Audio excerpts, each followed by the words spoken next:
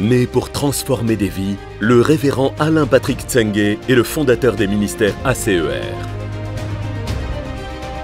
Président et producteur de la chaîne Évangile TV, il est également animateur principal de l'émission Pendule à l'heure. Bienvenue à l'émission Pendule à l'heure. Conférencier à succès, l'un de ses messages clés est la formation des disciples et la formation des fils spirituels. Son investissement dans ses fils spirituels est ce qui fait de lui aujourd'hui un père respecté partout dans le monde. Auteur de plusieurs ouvrages, il défend en l'occurrence le message de la foi. La foi, c'est être sûr. Croit en la prospérité. Quand tu donnes l'offrande, Dieu t'apparaît en rêve, il dit qu'est-ce que tu veux. Et en la santé divine. Tous étaient guéris. Orateur apprécié pour ses messages directs et dynamiques, son ministère est accompagné par la manifestation des dons de guérison et de révélation. Mesdames et messieurs, veuillez accueillir l'homme de Dieu, l'apôtre Alain Patrick Tsengue. Tu peux naître de nouveau, tu peux tout recommencer, balayer ta vie passée et repartir à zéro. Et repartir à zéro. Et repartir à zéro avec Jésus pour berger. Et repartir à zéro. Et repartir à zéro. Avec Jésus pour berger. Amen. Asseyez-vous dans la présence de Dieu. Merci beaucoup. Que quelqu'un acclame le Seigneur. Assieds-toi dans la présence merveilleuse de Dieu. Ce merveilleux chant qu'on chantait, on chantait souvent. Je l'ai appris ici, lorsque je venais squatter ici, ok? Parce qu'une fois par mois, je venais squatter ici. Et comme je vous disais la semaine dernière, j'ai développé certains talents, surtout au niveau du théâtre et, des poèmes ici, quand je venais squatter au département, au socioculturel. Et à l'époque, je me rappelle, mon tout premier poème, c'est le frère Serge qui l'avait écrit et qui m'avait permis de réciter ça. Tu peux te lever, s'il te plaît, mon frère. Lève-toi, mon frère. Vraiment, ça me fait plaisir de te voir. Seul chez toi le soir, ton cœur triste, tes pensées de revers te transportent vers l'univers où tu désires vivre. Univers d'amour, univers de joie, univers d'abondance. Mais comment y parvenir? Ah, laisse tomber. Je me rappelle très bien. Amen. Je me rappelle vraiment bien. Et ça m'a énormément béni. Certains d'entre vous, vous n'étiez pas encore nés, ok? Et certains, vous étiez encore petits, vous étiez encore bébés. Aujourd'hui, j'ai le privilège de partager la parole de Dieu avec vous et je remercie pour ça mon père spirituel, notre père spirituel, l'apôtre Francis Michel Mbadinga, que j'aimerais que vous puissiez acclamer. Acclame bien. Acclame bien. Gloire à Dieu. Et merci pour toute l'équipe, qui travaille ici. Merci beaucoup. Merci pour ce que vous faites et le fait que vous assistiez notre Père spirituel et que vous accomplissiez cette vision avec lui. Amen. Au-delà des combats, au-delà des persécutions, au-delà des mensonges des gens. Comme je vous disais la semaine dernière, les gens, ils aiment raconter tellement de mensonges à un point où même Satan, quand il écoute leurs mensonges, il dit non, ils sont trop forts, ils m'ont même dépassé. Non, parfois il y a des mensonges comme ça, c'est terrible. Tu dis, mais comment est-ce que les gens vont créer et inventer des mensonges comme ça? On a l'impression que certaines personnes aiment se nourrir des mensonges. Est-ce que vous me suivez? Vous êtes toujours avec moi? Vous êtes toujours avec moi? Ben écoutez, je prends mes responsabilités. Ok? À partir de maintenant, quiconque attaque papa dans les réseaux sociaux, vous rendez. J'ai dit bien vous rendez. J'ai dit bien vous rendez. Moi-même, je vais rendre. Est-ce que vous me suivez? Vous rendez. Voilà. Vous rendez. Coupez l'oreille, on va venir rendre après. Non, je blague. Vous êtes toujours là? Regardez, vous savez, tous les défis que j'ai eus en France, tous les combats, toutes les critiques que j'ai eues, si je n'avais pas des fils et des filles qui se sont levés pour combattre à mes côtés, je n'allais pas gagner ces combats. Même le dernier combat dont je vous ai parlé la semaine dernière contre BFM, ce n'est pas moi qui me suis présenté devant les médias pour défendre notre ministère. C'est le pasteur Elvis, c'est le pasteur Aïda, c'est le pasteur Yvon. Ce sont des fils que j'ai établis qui se sont levés pour défendre le ministère que Dieu nous a donné. Est-ce que vous me suivez attentivement? Vous me suivez attentivement? Moi, je pense que c'est nous les fils qui devons nous tenir pour pouvoir protéger le Père, pour pouvoir combattre pour le Père. Est-ce que quelqu'un me suit ici? Vous me suivez attentivement? Et il ne doit pas être comme quelqu'un qui n'a pas d'enfant. Non, est-ce que vous me suivez attentivement? Un jour, mon père, qui est décédé maintenant, nous a un jour réunis et il nous a dit, on est près de 8 avec les cousins qui vivaient à la maison, on était près de 13 ou 14. Il nous a posé la question, il dit, si un étranger rentre dans cette maison et vient m'agresser, qu'est-ce que vous allez faire? Et ma grande sœur a dit, on sera mécontent. Et mon père dit, et quoi d'autre encore? Ma grande sœur dit, on va te défendre, on va te protéger et on va se battre pour toi. Est-ce que vous me suivez? Vous me suivez attentivement? Je dis, ce sont les fils qui livrent des combats pour les pères. C'est important que vous compreniez ça. C'est vraiment important. Le ministère, pour qu'il avance, c'est important que vous puissiez saisir ces vérités extrêmement importantes. Vous êtes toujours là? Ok. Je vais partager avec vous des éléments extrêmement importants. Et si le Seigneur permet que je fasse quelques témoignages sur comment Dieu m'a béni en France, je veux vraiment servir de bon exemple, en toute humilité. En toute humilité. Si vous connaissez en Occident, c'est-à-dire l'Europe, les États-Unis, le Canada, si vous connaissez un Gabonais qui a un plus grand ministère que moi en Occident, vous venez me voir. Parce que je ne connais pas. Non, je crois que vous ne m'avez pas suivi. Je dis bien en toute humilité, j'ai le ministère le plus grand en Occident des Gabonais. Est-ce que vous me suivez? Il n'y a pas de Gabonais qui a un plus grand ministère que moi en Occident. Que ce soit en France, que ce soit, vous prenez l'Europe, que ce soit même au Canada, aux États-Unis, il n'y a pas. Est-ce que vous me suivez? Et ça, c'est important.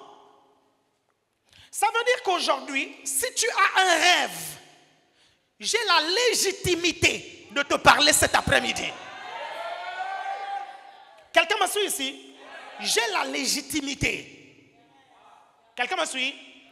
Un millionnaire faisait un jour un coaching sur comment devenir millionnaire. Et là, dans la foule, il y a quelqu'un qui posait tout le temps des questions pour essayer de coincer le millionnaire. Derrière les questions de la personne se cachaient des contestations, se cachaient des disputes. Est-ce que vous me comprenez? À un moment donné, le millionnaire agacé a dit au jeune homme, est-ce que je peux respectueusement te poser une question? Le jeune homme dit oui, il n'y a pas de souci. Le millionnaire dit au jeune homme, je veux savoir, est-ce que tu es millionnaire? Le jeune homme dit non. Il dit, est-ce que tu es riche? Le jeune homme dit non. Le millionnaire dit, écoute, moi je suis riche, moi je suis millionnaire. Maintenant, assieds-toi, tais-toi, parce que je vais t'enseigner comment devenir millionnaire. Est-ce que vous me suivez? Parfois, on discute, alors qu'il y a des personnes d'expérience qui sont devant nous, on doit tout simplement se taire et les écouter. Est-ce que vous me suivez attentivement? Se taire et les écouter. Vous savez, lorsque je suis avec l'apôtre Francis, je passe mes journées à lui poser des questions. Je sais que j'ai des fils et des filles dans le monde. Est-ce que vous me suivez? Je sais qu'aujourd'hui, mon nom dans le milieu chrétien, dans la francophonie, il est très très connu. Est-ce que vous me suivez? Mais lorsque je suis en face d'une bibliothèque, non, tu ne m'as pas bien suivi. Non, tu ne m'as pas bien suivi. Lorsque tu es en face d'une bibliothèque, assieds-toi et pose les questions. Quelqu'un me suit ici? Je prends le maximum que je peux prendre. Est-ce que vous savez que entre le moment, l'année où il est venu avant le Covid, et le moment où il m'a ordonné, il s'est écoulé environ 15 ans sans que moi et l'apôtre, on s'asseye là pour pouvoir discuter. C'était compliqué. Il avait un agenda très très occupé. Quand il venait à Paris, je voulais le voir. J'arrivais trop tard. Il y avait déjà d'autres choses qui s'étaient engagées. C'était très compliqué pour moi de le voir. Et pendant ces 15 années, j'ai fonctionné avec les derniers conseils qu'il m'avait donnés. Pendant 15 ans, je me rappelais, quand l'église commençait à grandir et qu'il y avait des trucs, j'étais là, je disais, papa disait encore quoi? Il disait quoi? Oui, il a parlé des crises de croissance. Il a dit que quand ça grandit, il y a des problèmes et ces problèmes-là, ce sont seulement liés à la croissance. Il faut réajuster. Je dis, ok, j'arrive, je dis, bon, on va réajuster parce que je me rappelle d'une conversation avec mon père spirituel. Quelqu'un me suit ici? Et il y avait beaucoup de choses. Le peu de temps que j'avais passé avec lui après l'ordination, j'ai retenu les conseils qu'il m'a donnés. Est-ce que vous me suivez attentivement?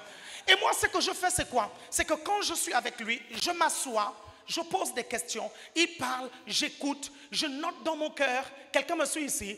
Parce que je sais que ça va me servir plus tard. Vous êtes toujours là? Et ce que je vais vous dire aujourd'hui, ça va vraiment vous aider. Vous savez, une église qui a beaucoup de jeunes, c'est une église dont le Seigneur a confiance. Non, vous ne suivez pas. Vous savez pourquoi? Parce que les jeunes ont encore des saisons à vivre. Et donc, quand Dieu donne à une église autant de jeunes, c'est que cette église a un avenir. C'est que Dieu fait confiance à cette église. Est-ce que vous me suivez attentivement? L'avantage avec le ministère que j'ai, c'est que j'ai énormément de jeunes. J'ai beaucoup de jeunes. Au début, je pensais que c'était une lacune. Je pensais que c'était un problème. Je ne comprenais pas. Je disais, mais je ne suis pas normal. Pourquoi il y a autant de jeunes qui viennent? Jusqu'à ce que Dieu me dise, mais ces jeunes, ils vont devenir adultes. Et jusqu'à ce que Dieu me dise, c'est la marque de ma confiance à ton égard. Quelqu'un me suit ici? Vous me suivez? Regardez, je vais vous expliquer des choses vraiment que j'aurais voulu qu'on m'explique il y a des années de cela. Je pense que si on m'avait expliqué ça, il y a des années de cela, je serais encore plus loin que là où je suis aujourd'hui. Est-ce que vous me suivez? Vous êtes toujours là? Regardez, ce que je vais vous dire va vous montrer pourquoi vous pouvez être une bonne personne, un chrétien sincère, mais rencontrer des difficultés que vous avez du mal à expliquer. Parce qu'on ne vous a pas appris à anticiper. Non, je dis bien, vous allez croiser des chrétiens, ils sont sincères, mais vous ne comprenez pas les problèmes dans lesquels ils sont. Ils aiment Dieu, ils vivent même dans la sainteté. Mais vous ne comprenez pas, vous me suivez, pourquoi ils sont dans ces problèmes-là. La semaine dernière, je vous ai parlé de la sagesse de comprendre les temps. Est-ce que vous me comprenez? Aujourd'hui, je vais vous parler de la sagesse de manager les saisons. Vous me comprenez? La sagesse de manager les saisons. Regardez, il y a des choses qu'on vous présente souvent avec beaucoup de facilité et de simplicité. Et ça amène certains chrétiens à ne vraiment pas les considérer et considérer la gravité de ce qu'on leur dit, jusqu'à ce que des situations se présentent et les désillusionnent complètement. Tu tombes dans la désillusion, la déception. Et tu te dis, mais qu'est-ce qui s'est passé? C'est important que vous puissiez comprendre que la Bible nous parle des temps qui sont fixés. Les temps sont fixés. Regarde, demain, tu vas prendre un jour supplémentaire. Tu te rapproches un peu plus de la vieillesse. Quelqu'un me suit ici? Tu ne peux pas revenir en arrière. Il y a un temps, écoutez-moi bien, votre corps a une date d'expiration ici sur la terre. Et vous voyez, quand vous allez au supermarché, vous voyez la date d'expiration, n'est-ce pas? Ok? C'est important que vous compreniez que votre corps ici sur la terre a une date d'expiration. Est-ce que vous me suivez? Ce qui est bien, c'est quoi? C'est que ceux qui travaillent dans l'agronomie vous disent que, dans le domaine alimentaire, vous disent que parfois, la date d'expiration est une période approximative. En fait, la date d'expiration peut arriver, mais l'aliment est encore bon à consommer. Quelqu'un me suit ici? C'est ce qui fait en sorte que certaines personnes, ont encore parfois 10 ans de plus, 20 ans de plus, 30 ans de plus. Quelqu'un me suit ici? Est-ce que vous me suivez attentivement? Et pourtant, dans leur gène, il était dit qu'ils n'allaient pas vivre au-delà de 50, qu'ils n'allaient pas vivre au-delà de 60 ou qu'ils n'allaient pas vivre au-delà de 70. Est-ce que vous me suivez? Mais qu'est-ce qui peut faire en sorte que vous viviez longtemps? La façon dont vous allez manager les différentes saisons de votre vie. Est-ce que vous me comprenez? Mon Dieu, si vous saisissez l'enseignement que je vais vous donner aujourd'hui, vous serez au top tout le temps. Je vous dis la vérité, et j'ai compris ça très très jeune. Quand la Bible dit, il y a un temps pour tout, la Bible sait pourquoi elle dit, il y a un temps pour tout. Quelqu'un me suit ici? Pourquoi? Parce que c'est quoi une saison? Regardez, vous allez voir. C'est quoi une saison? Et je vais vous expliquer pourquoi, dans la saison dans laquelle vous êtes, vous devez être des machines à gagner les âmes. Dans la saison dans laquelle vous êtes, vous devez être des moissonneuses batteuses. Regardez, ce n'est pas quand vous aurez 50 ans. Ce n'est pas quand vous aurez 60 ans. C'est là maintenant que vous devez apprendre à gagner une âme, à former des disciples et à en faire un leader. Quelqu'un me suit ici? Quelqu'un me suit ici? Regardez, est-ce que vous savez pourquoi l'apôtre Francis Michel Mbadinga est un leader reconnu ici? Parce que quand il avait votre âge, il remplissait la pairie par des croisades d'évangélisation. Quelqu'un me suit ici? Regardez, pendant que certains jeunes de son âge se retrouvaient dans les bars, quelqu'un me suit ici, en train de boire, lui il faisait le tour du Gabon, en train d'évangéliser, Et je me rappelle toujours de ce qu'il disait ici. Il disait toujours, le Gabon c'est ma paroisse. Il le disait tout le temps, le Gabon c'est ma paroisse. Écoutez-moi bien, il le disait, il n'était même pas encore invité par les autorités. Est-ce que vous comprenez? Je me rappelle très bien de la première fois où il va être reçu par le président de la République, Omar Bongo. Est-ce que vous me suivez? La première fois, il était avec le prophète Fletcher. La toute première fois, au milieu des années 90. Mais quand il dit que le Gabon est ma paroisse, il a commencé à le dire bien avant. Donc, aujourd'hui, où sont certains jeunes qui, à son âge, étaient dans les bars?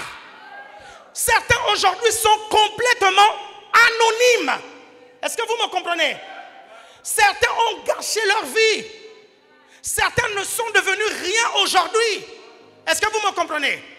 La Bible dit, celui qui gagne les âmes est sage. Pourquoi celui qui gagne les âmes est sage? Parce que les âmes que vous avez gagnées aujourd'hui, c'est celles-là qui combattront pour vous demain. Non. Il y a un âge, je vais vous montrer. Il y a un âge et il y a une saison où vous n'aurez plus la force de combattre. Ce sont les personnes que vous avez gagnées à Jésus. Ce sont les disciples que vous avez formés. Ce sont les gens que vous avez impactés qui combattront pour vous. Quelqu'un me suit ici? Ce sont ces personnes-là, tu arrives à l'aéroport, tu sors ton billet d'avion, il vient et dit, oh, mais j'ai accepté Jésus à cause de toi. Viens, je vais te mettre en business. Est-ce que quelqu'un me suit ici? Non, regarde, non, my God. Non, regardez, le travail qu'on est en train de vous apprendre, c'est lui de gagner les âmes. En fait, vous êtes en train de préparer votre avenir. Parce que Vous êtes les leaders des personnes que vous avez influencées et impactées. Imagine maintenant, à ton âge, tu commences à gagner des âmes. Tu gagnes par exemple une âme par mois. Ok? Au bout de 12 ans, au bout de 12 mois, tu as 12 âmes. Au bout de 12 ans, tu multiplies 12 par 12. Entre-temps, ces mêmes âmes ont gagné d'autres âmes. Ils ont gagné d'autres âmes. Elles ont gagné d'autres âmes. Et ça se multiplie. Quelqu'un me suit ici? Regardez, humblement, et je le dis, j'ai les preuves, j'ai les vidéos, j'ai les photos. Qui connaît le pasteur Gwen Dresser? Et qui est béni par Gwen Dresser? Le pasteur Gwen Dresser, c'est moi qui l'ai gagné au Seigneur à l'âge de 25 ans. À l'âge de 25 ans. Vous comprenez? Regardez, tous ceux qui ont créé EMCI, qui les connaît, vous voyez, tous ceux qui ont fait EMCI, Michael Lobo, Jérémy Surdrill, Annabelle Surdrill, Stéphanie Surdrill, tous ceux qui ont fait EMCI, vous comprenez ça? Je suis à l'origine de leur conversion. Et il y a des vidéos. Si vous écoutez les témoignages, les anciens témoignages, vous entendez comment ils le disent. Vous entendez comment Annabelle dit, Alain est celui qui nous a enlevé les couches lorsqu'on était petit. Regardez, j'arrive à l'université et je croise des jeunes. Parce que pendant ma jeunesse, j'ai su comment gagner des âmes. Comment former des disciples. Quand j'arrive à l'université, je croise ces jeunes, je les gagne au Seigneur, je les forme, ok? Et je leur dis, vous allez impacter les nations.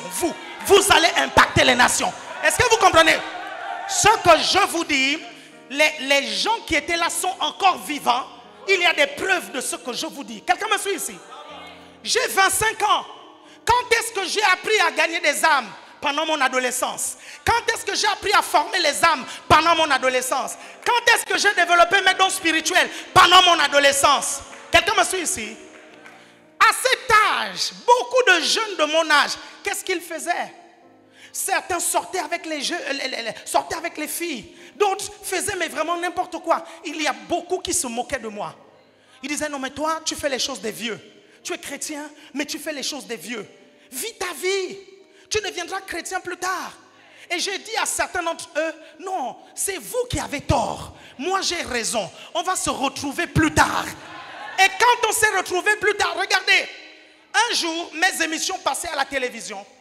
Et mon maître du C2 a vu les émissions. Il a dit, oh, mais lui là, c'était mon élève. Il ne s'est pas rappelé de beaucoup d'autres personnes, mais il s'est rappelé de moi. Quelqu'un me suit ici? Vous êtes toujours là?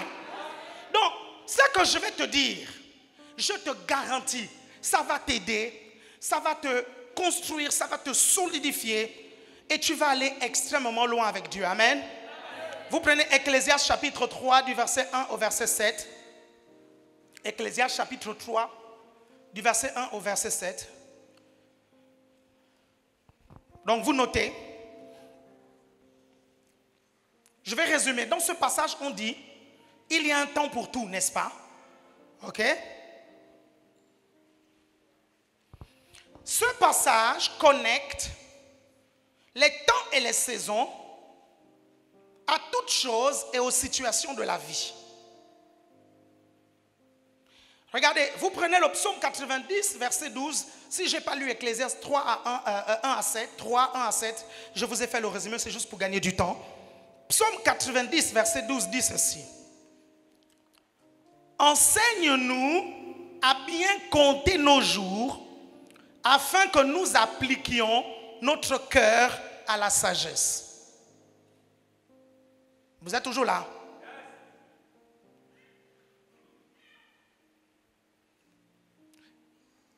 En d'autres termes, la sagesse commence lorsqu'on gère correctement son temps.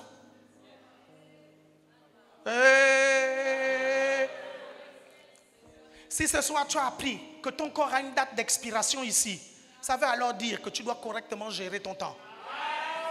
Je te garantis que tu peux vivre 120 ans. Vous comprenez? Et trouver que les 120 ans là, c'est très peu, que tu aurais pu faire plus. Parce que tu n'as pas su correctement gérer ton temps. Quelqu'un est là. Fais comme ceci si tu es avec moi. Fais comme ceci. Fais comme ceci si tu es avec moi.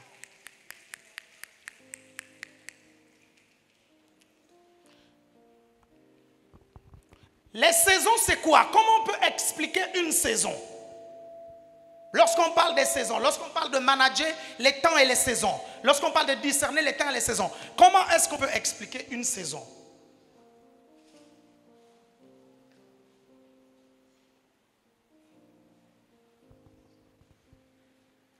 Une saison est un temps bien déterminé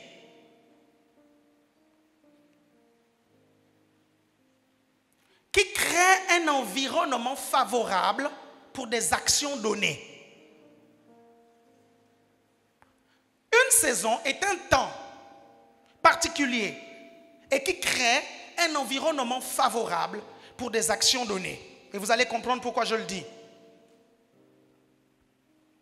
Parce qu'une bonne saison vient toujours avec l'avantage de son environnement.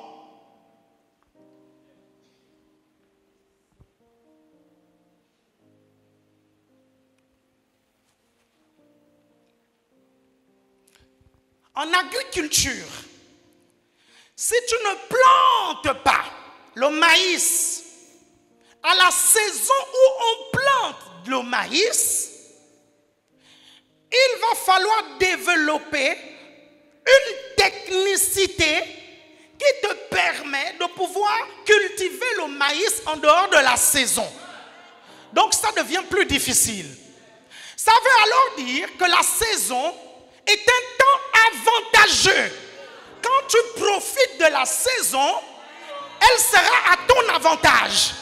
Mais quand tu rates la saison, elle sera à ton désavantage.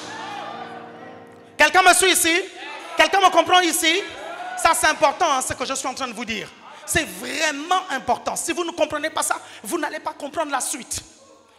Et vous allez voir pourquoi beaucoup ratent leur vie. Pourquoi arriver à un certain âge, certains n'arrivent plus à faire des choses. Vous savez, j'ai rencontré des gens qui avaient des capacités. Je connais quelqu'un. La personne parlait 4 langues. Lorsqu'elle faisait le ministère, on disait celui-là, ce sera le prochain Billy Graham. Et les gens qui nous ont vus ensemble disent le ministère que le pasteur Alain Patrick a aujourd'hui, en principe, c'est ce garçon qui devait l'avoir. Mais qu'est-ce qui s'est passé dans la vie de ce garçon? Il était intelligent, il était doué, mais il n'a pas su reconnaître les saisons dans lesquelles il devait surfer sur la vague. Il a raté les saisons. Et pourquoi certains ratent les saisons? Certains ratent les saisons parce qu'ils convoitent les bénédictions d'une saison future. Non, non, vous ne m'avez pas suivi. Non, vous ne m'avez pas suivi. Regardez, il ne faut pas confondre vitesse et précipitation. La saison dans laquelle vous êtes a ses bénéfices, a ses avantages. Si vous convoitez la saison d'après et vous essayez de faire les choses de la saison suivante, les problèmes de la saison suivante vont venir se mélanger avec les problèmes de la saison de maintenant. Et tu ne pourras pas, vous savez, un agriculteur a du mal à planter le maïs si dans la même saison, il y a la saison de pluie et la saison sèche. La saison de pluie et la saison sèche. La saison de pluie et la saison sèche. Quand on mélange les saisons, mes chers frères et sœurs, la vie devient embrouillée. Regardez, vous êtes actuellement dans quelle saison? Vous êtes dans la saison des études. Vous êtes dans la saison de l'école. Vous êtes dans la saison où vous devez développer votre relation avec Dieu. Vous êtes dans la saison où vous devez développer vos dons spirituels et vos talents. Parce que vos dons vont ouvrir des voies auprès des grands. C'est le moment de le faire. Tu es dans la saison où tu ne payes pas encore le loyer. Donc, tu peux commencer à apprendre des choses qui te permettront d'être riche plus tard. Quelqu'un me suit ici? Tu es dans la saison où tu dois te préparer pour le mariage. Écoutez-moi bien, le célibat n'est pas une malédiction. Je ne sais pas pourquoi beaucoup pensent que le célibat est une malédiction. Si le célibat était une malédiction, donc Jésus était maudit? Donc Paul était maudit? Donc Jean était maudit? Parce que Jean n'était pas marié. Hein? Le mariage est une très bonne chose. Vous comprenez? Le problème c'est que, regardez, écoutez-moi bien, il vaut mieux aller au ciel célibataire qu'en enfer marié. Non, vous ne m'avez pas suivi. Vous ne m'avez... Pourquoi je vous parle de ça? Parce que quand vous regardez à la télévision, vous voyez des films, ok, où les gens tombent amoureux à l'égard des autres, ok, et vous aussi vous voulez avoir votre petit copain. Vous suivez? Il y a une chose qu'il y avait dans mon quartier.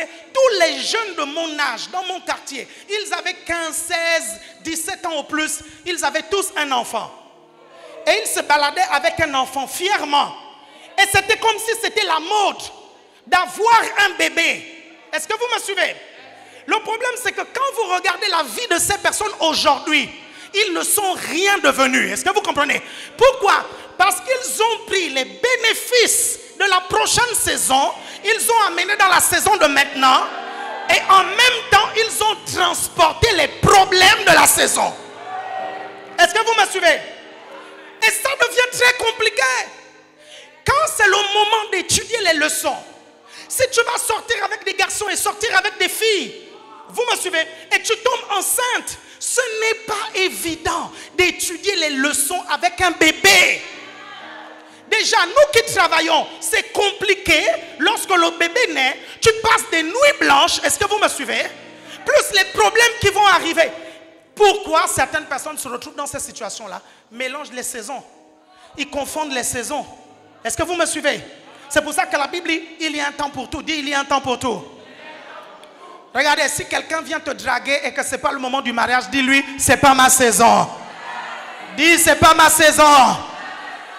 Il y aura une saison, quelqu'un me suit ici, où un garçon va venir, il dira, ah, voici l'os de mes os et la chair de ma chair. Quelqu'un me suit ici?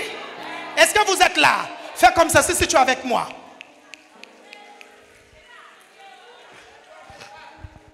Ah.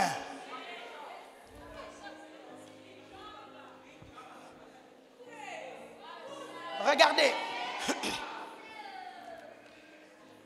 Je vous disais le dimanche dernier qu'une saison peut révéler ta folie ou révéler ta sagesse. Ok? Parfois tu peux paraître fou aujourd'hui. C'est tout simplement pas la saison pour que les gens voient que tu étais sage. Ok? Et je vous ai pris l'exemple de Noé. Vous me suivez attentivement? Regardez. On peut tout dire sur Noé. Certaines personnes se sont moquées de Noé. Et ont même dit que Noé était un amateur. Ils se sont moqués de Noé pendant que Noé construisait l'arche. Vous me suivez attentivement?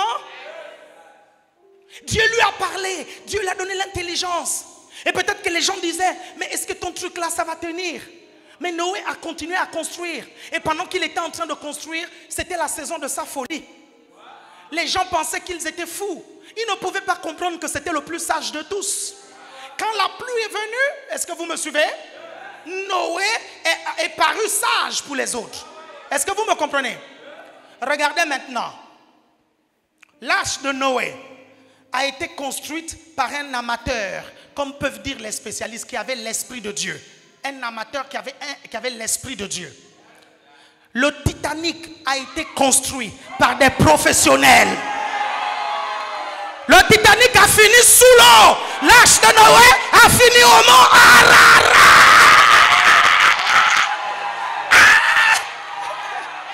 Quelqu'un me suit ici? Je dis que le bateau de ta vie ne terminera pas sous l'eau. Je prophétise que le bateau de ta vie se terminera dans les hauteurs. Je prophétise que le bateau de ta vie se terminera dans les lieux les plus élevés. Je le prophétise au nom de Jésus. Ils peuvent dire que tu es fou aujourd'hui, mais ils vont reconnaître que le plus sage de la famille, c'est toi. Ils vont reconnaître que le plus intelligent de la famille, c'est toi. Parce que tu as su respecter les saisons. Si c'est toi, dis c'est moi. Si c'est toi, dis je saisis. Ah, si c'est toi, saute et attrape la bénédiction.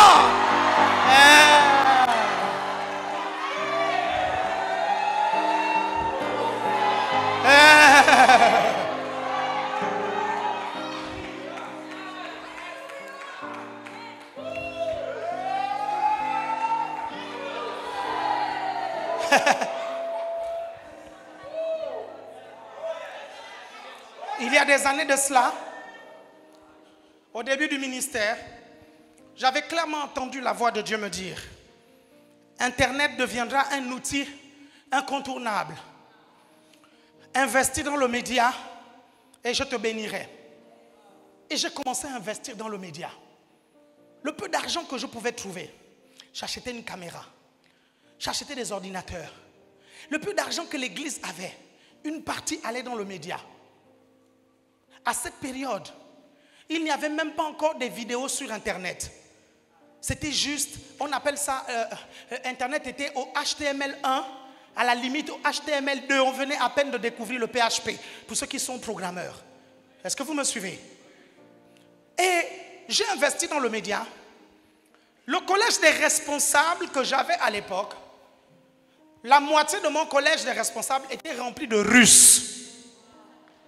Et les Russes étaient très pragmatiques. Et ils ont commencé à me critiquer. Il dit: tu investis l'argent dans gadget. Tu investis l'argent de l'église dans gadget. Toi, tu aimes gadget. C'est-à-dire les ordinateurs. Est-ce que vous me comprenez? Et ils ont commencé à se rébeller. Je leur ai dit: non, Dieu m'a demandé de faire ça. Parce que plus tard, les ministères qui seront solides, ce seront les ministères qui seront forts sur le plan médiatique. Et je le disais à mon collège des responsables.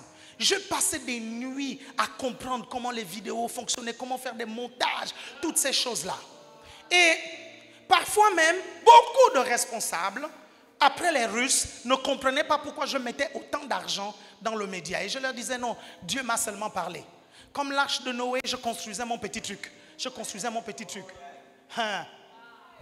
Puis vint le Covid. Puis vint le Covid.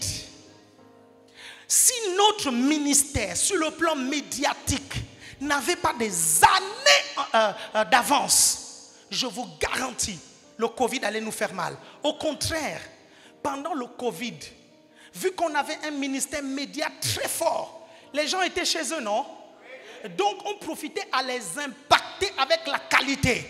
Nous n'avons pas eu le même effet que beaucoup d'églises ont eu.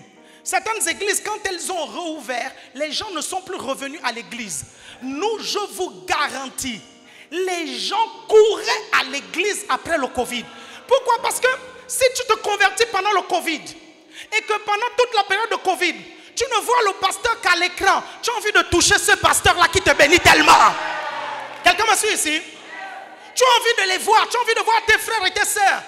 Regardez, ça a créé un engouement tellement fort que jusqu'à présent, pour venir à l'église à Paris, on s'inscrit. Si on arrête de faire ça, il y aura tellement de monde qu'on sera débordé. On a déjà tenté. On a déjà dit: bon, écoutez, venez sans vous inscrire. My God. My God, les gens sont venus, les gens venaient. On est obligé de garder les inscriptions pour pouvoir maîtriser les personnes qui viennent. Une partie, mes chers frères et sœurs, de l'impact que j'ai, c'est à cause du média. Et aujourd'hui, si le 14 novembre, on sera effectivement sur Canal, le numéro 192, comme je l'ai annoncé la semaine dernière, c'est parce qu'il fut un temps où lorsque j'étudiais les médias, j'investissais dans les médias, les gens pensaient que j'étais fou. Est-ce que vous me suivez? Mais je l'ai fait. Amen. Vous êtes toujours là? Fais comme ceci. Fais comme ceci si tu es avec moi. Aujourd'hui, certains ne comprennent pas pourquoi il faut accorder autant d'importance à la formation des disciples. Mon père nous disait souvent, j'ai déjà fait ma vie c'est vous. En d'autres termes, l'avenir des parents peut être déterminé par l'avenir des enfants. Non,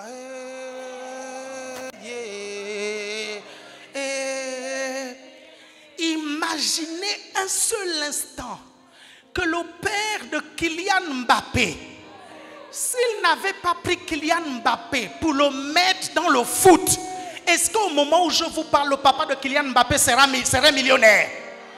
Vous me suivez attentivement? Regardez, vous savez, quand vous allez faire beaucoup de disciples, Dieu va vous donner une capacité surnaturelle que Dieu donne aux faiseurs de disciples. Le problème, c'est que beaucoup d'entre nous, nous recherchons les dons spirituels, ok, au lieu de faire des âmes et faire des disciples. Ce que je suis en train de vous dire là, c'est très important. Retenez bien ce que je suis en train de vous dire. Ok? Regardez, les êtres humains ne sont pas là pour les dons. Ce sont les dons qui sont là pour les êtres humains. Regardez, sans un être humain, un don spirituel n'a pas de raison de se manifester. En d'autres termes, tu veux les dons, gagne des êtres humains. Parce que la manifestation des dons spirituels, c'est pour répondre aux besoins des âmes que tu as gagnées. Regardez, vous savez pourquoi je vous le dis? Parce qu'aujourd'hui, vous voyez sur Internet, vous regardez, vous voyez, prophétie. Je n'ai rien contre ça. Vous voyez des choses qui se passent, machin. Et du coup, tu as envie aussi que les dons spirituels se manifestent dans ta vie. Il n'y a pas de problème, je n'ai rien contre les dons spirituels. Moi-même, je manifeste les dons spirituels. Mais un point, je vous assure, ça peut être violent. C'est un point où je vais au Burundi. Vous suivez? Je prie pour les malades. Il y a 40 sourds qui entendent en moins de 10 minutes. Vous me suivez? 40 sourds en moins de 10 minutes. Partout où je vais, vous comprenez, les sourds, les oreilles souffrent comme ça. Quelqu'un me suit ici? Je vois des gens qui ont des problèmes aux pieds marcher. Est-ce que vous me suivez attentivement? Donc, je n'ai rien contre les dons spirituels. Moi-même, j'exerce les dons spirituels. L'apôtre Francis Michel Badinga exerce les dons spirituels. Je n'ai rien contre les prophéties. Moi-même, je prophétise sur les gens. Quelqu'un me suit ici? Parfois, Dieu m'a amené à faire des choses mais extraordinaires dans la vie de certaines personnes à travers les dons. Vous me suivez? Le gros problème, c'est qu'aujourd'hui, nous inversons la tendance. Au lieu de gagner des âmes et former des disciples et s'attendre à ce que les dons se développent, nous pensons qu'avec les dons, les âmes vont venir. Non, les âmes viennent avec la parole. Mon Dieu, mon Dieu, les âmes viennent avec la parole. Regardez, Jésus se retrouve, tous les disciples l'ont fouillé. Parce qu'il dit aux disciples, si tu ne bois de mon sang et tu ne manges de ma chair, tu n'es pas digne de moi. C'est comme ça que tous les disciples vont le fuir et les 12 vont rester. Il va dire quoi aux 12? Et vous ne partez pas? Qu'est-ce que Pierre dit? Seigneur, à qui d'autre irions-nous? Quelle est la raison maintenant pour laquelle il reste? Tu es celui qui a les paroles. Tu es celui qui a les paroles. Tu es celui qui a les paroles. Il n'a pas dit tu es celui qui a le don d'opérer les miracles. Regardez. Pourquoi, quand vous gagnez des disciples, les disciples ne restent pas, ou bien les disciples vont à un moment donné se perdre? Parce que vous n'avez pas communiqué la passion de la parole. Parce que vous n'avez pas mis la parole devant. Quelqu'un me suit ici? Quand tu gagnes une âme, tu lui dis, attache-toi à la parole et le reste va suivre. Quelqu'un me suit ici? Vous êtes là? Le problème, c'est que plusieurs d'entre nous, nous courons après ces choses-là, au lieu de courir après les âmes. Quand vous gagnez des âmes, Dieu est dans l'obligation, vous comprenez, de subvenir aux besoins de ces âmes. Et pour ça, il met des dons en vous et les dons sont obligés de se manifester. Est-ce que vous me comprenez? Une histoire rapidement. Assieds-toi quelques instants. Ce que je suis en train de vous dire, ce sont des leçons que j'ai apprises pendant toutes ces années de ministère, laissez-moi 10 minutes et je termine. Toutes ces années de ministère, je me battais pour que l'église puisse grandir. J'organisais des services de guérison. Je prophétisais sur les gens. Les dons étaient déjà développés. Hein. Les dons étaient déjà développés. Je me rappelle une fois, j'étais à l'église et je prêchais. À un moment donné, quelqu'un a amené un paralytique devant, ok? Et j'ai prié pour la dame paralytique. Elle s'est levée, elle a marché devant tout le monde. Vous me suivez? Et donc je me suis dit, ah, donc c'est ça qui attire les gens. Oui, si les dons attirent, la parole les stabilise. Non.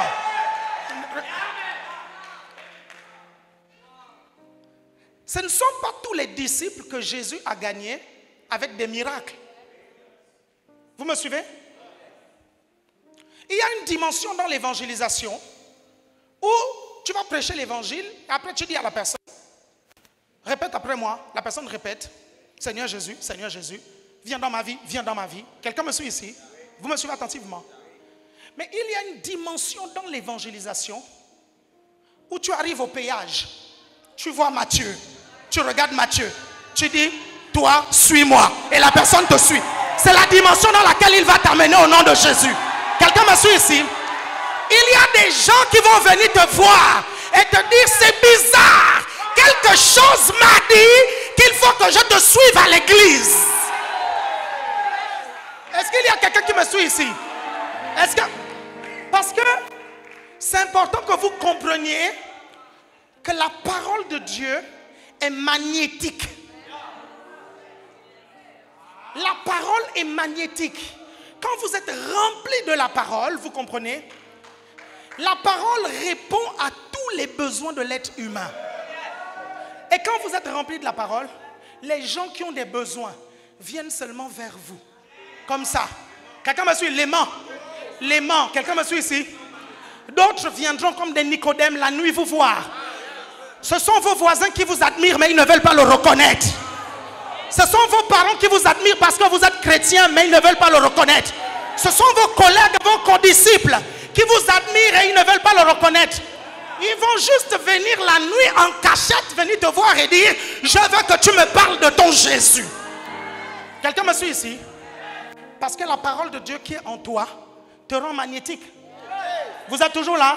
Si tu es avec moi, fais comme ceci.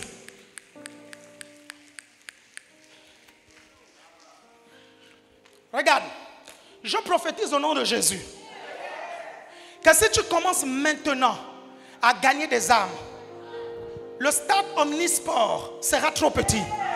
Le gymnase sera trop petit. Quelqu'un me suit ici? Il n'y aura aucune salle qui pourra te contenir et vous contenir. Parce que tu commences jeune. Vous êtes toujours avec moi? Ok, laissez-moi terminer avec ceci. Regardez, quand vous lisez l'histoire du songe de Pharaon, Pharaon va rêver 7 vaches grasses qui vont être dévorées par 7 vaches maigres. Pharaon dit même que ces vaches étaient tellement laides, d'une laideur qu'il n'a jamais vue en Égypte. C'est pour vous dire que ce monsieur était habitué à voir des belles vaches. Ce monsieur était habitué à voir la prospérité. Et il va faire un rêve. Quand il va faire un rêve, dans la même nuit, il verra aussi maintenant plus les vaches, mais des épis. Vous connaissez l'histoire. Et il va se réveiller. Quand il va se réveiller, il va demander aux gens de lui donner le rêve et de donner l'interprétation. Je vais passer l'histoire un tout petit peu rapidement. La chose importante là-dedans, c'est quoi? C'est que je sais que beaucoup d'entre nous, s'il fallait interpréter ce rêve-là, on allait commencer à dire non, les vaches, c'est la prospérité. Ok? Et les vaches maigres, c'est la pauvreté. ce n'est pas ça l'interprétation de Joseph. L'interprétation de Joseph disait que les vaches, ce sont des années. Si les vaches, ce sont des années, ça veut dire qu'il y a des années qui peuvent venir avec de l'abondance et il y a des années qui peuvent venir avec la disette. Vous me suivez attentivement? Dans le rêve de Pharaon, il est dit que les 7 années de vaches maigres étaient tellement fortes et puissantes qu'on avait même oublié qu'il y a eu des années de vaches grasses. Pourquoi? Parce que les vaches maigres dans le rêve vont dévorer les vaches grasses à un point où tout le monde va oublier même qu'il y a eu des vaches grasses. Il y a des saisons où tu es jolie. Il y a des saisons où tu es riche. Il y a des saisons où tu es beau. Mais il peut venir une saison où tu t'enlaidis tellement qu'on oublie le canon de beauté que tu étais. Il y a des gens qui étaient très riches dans le passé. Quand vous les voyez aujourd'hui, vous ne pouvez même plus vous dire que cette personne-là était très riche. Pourquoi? Parce qu'elles n'ont pas su manager les saisons. Il y a une façon de manager les saisons pour qu'en tout temps tu sois toujours jolie. Il y a une façon de manager les saisons pour qu'en tout temps tu sois toujours riche. Il y a une façon de manager les saisons pour qu'en tout temps tu sois toujours loin. Est-ce qu'il y a quelqu'un qui me suit ici? Ok, je vais vous donner les tranches de saison et puis on va terminer. Je vous donne, regardez. Dans la vie d'un individu, il y a 4 phases importantes. D'autres serviteurs de Dieu vont diviser ça en d'autres phases. Il y a de 0 à 25 ans ou bien de 0 à 30 ans. De 0 à 25 ans ou de 0 à 30 ans. Ça, c'est la première phase. C'est le temps d'étudier tes leçons. C'est le temps d'aller le plus loin possible à l'université. Aie ton master 2. Si tu peux avoir le doctorat, aie le doctorat. Ne dis pas je vais continuer plus tard. Parce que quand les enfants viennent, ça devient très compliqué de continuer. Je te dis, parce que c'est la saison. Parce que tu n'as pas encore les préoccupations du loyer, de toutes ces choses. Vous me suivez attentivement? C'est aussi pendant cette période que tu dois rencontrer Dieu. Okay? Parce que plus tôt tu rencontres Dieu, plus excellent tu seras dans les choses de Dieu. Je redis, plus tôt tu rencontres Dieu, plus excellent tu seras dans les choses de Dieu. Oui, il y a un niveau d'excellence à développer dans les choses de Dieu. Et si tu commences très tôt, tu deviendras excellent. Quelqu'un me suit ici? On ne s'improvise pas prédicateur. Il faut être un très bon prédicateur. Et si tu commences à ton âge, à 30 ans, tu deviendras un très bon prédicateur. Quelqu'un me suit ici? Pourquoi papa aujourd'hui est un très bon prédicateur? Il a commencé très jeune. Vous me suivez? L'excellence dans les choses de Dieu dépend aussi du moment où on a démarré. Vous êtes toujours là? Vous êtes toujours là? C'est le moment d'apprendre à développer un esprit fort et à maîtriser ses émotions. C'est le moment de comprendre l'onction et son équipement spirituel. C'est le moment de connaître des principes de base que sont la loyauté. C'est le moment. Si tu es un traître aujourd'hui, tu seras un traître demain.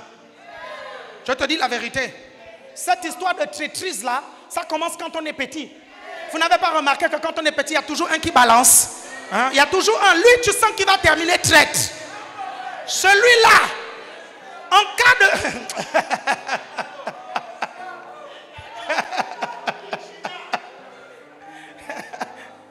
Lui là, s'il était dans le coup d'état, il allait vendre. Est-ce que vous me suivez?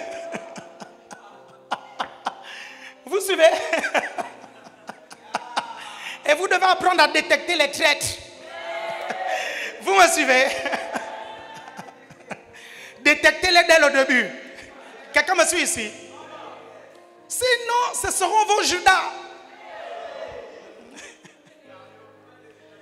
De la deuxième tranche, de 50 à 75 ans, ou bien de 60 à 90 ans, c'est la saison de l'héritage.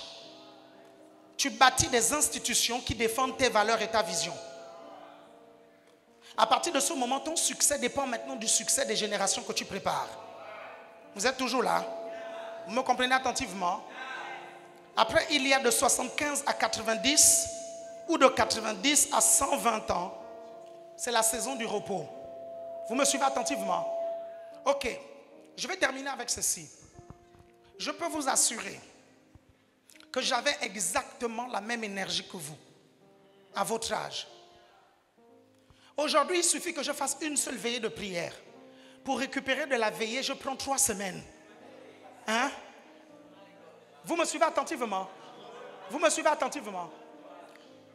À un point où, quand je voyage, si je voyage en économique, en classe économique, ça va me prendre 3 semaines pour récupérer.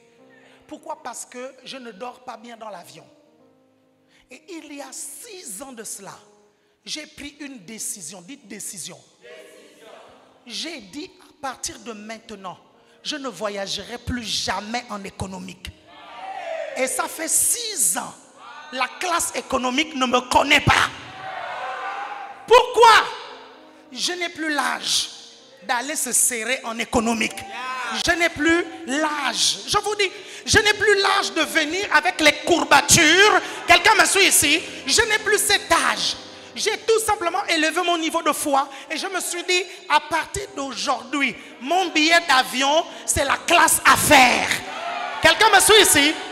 Et vous savez, mes assistants sont là, hein, ils vont vous dire, à chaque fois que j'ai un voyage, de manière surnaturelle, il y a toujours la provision pour le billet en business qui vient. Toujours et toujours. Je me rappelle, je devais voyager à Pointe-Noire, accompagner un de mes pasteurs qui avait perdu son père. Et on avait une délégation de peut-être 5 ou 6 personnes avec nous. Et je devais prendre en charge le voyage. Jusqu'au samedi, je ne savais pas comment j'allais payer le billet d'avion, les billets d'hôtel, toutes ces choses-là. Le dimanche, j'ai juste eu quelqu'un qui est venu me voir, qui a donné une première offrande. Quelqu'un d'autre est venu, il a donné une deuxième offrande. Quelqu'un d'autre est venu, il a donné une deuxième offrande. Est-ce que vous me suivez attentivement?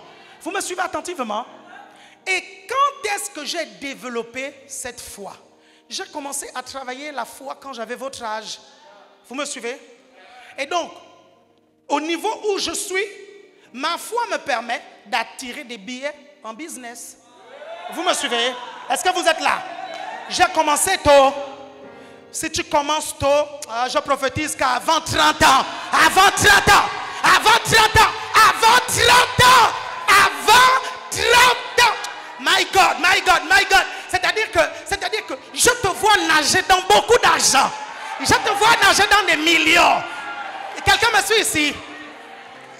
Écoute-moi bien. Il y a quelqu'un qui a créé le KFC. Toi, tu vas créer le GFC. Je te le dis au nom de Jésus. Hein? Gabonese Fried Kitchen, hein? Ou chicken. Chicken. Est-ce que quelqu'un me suit ici? Et ça commence maintenant. Je suis venu allumer un feu en toi. Je prophétise que tu ne seras pas pauvre parce que tes parents étaient pauvres. Je prophétise que tu vas gagner des millions d'âmes au nom de Jésus. Je prophétise que ta musique sera écoutée dans le monde entier. Les succès de tes chansons seront planétaires. Ah, je vois les Chinois même chanter tes chansons. Je vois les Japonais chanter tes chansons. Je vois tes chansons être chantées dans toutes les langues. Au nom de Jésus-Christ. Oh, je te vois être influent sur les réseaux sociaux. Regardez, l'Esprit de Dieu vient juste de me dire que beaucoup d'entre vous, à partir de cette semaine, Dieu a déjà envoyé ses anges. Vos comptes d'Instagram vont prendre des millions d'abonnés. Des millions d'abonnés. Des millions d'abonnés. Des millions d'abonnés. Vos TikTok vont prendre des millions d'abonnés pour vous permettre d'évangéliser et de partager le message de l'évangile. Si c'est toi, dis je saisis. Si c'est toi, dis j'attrape.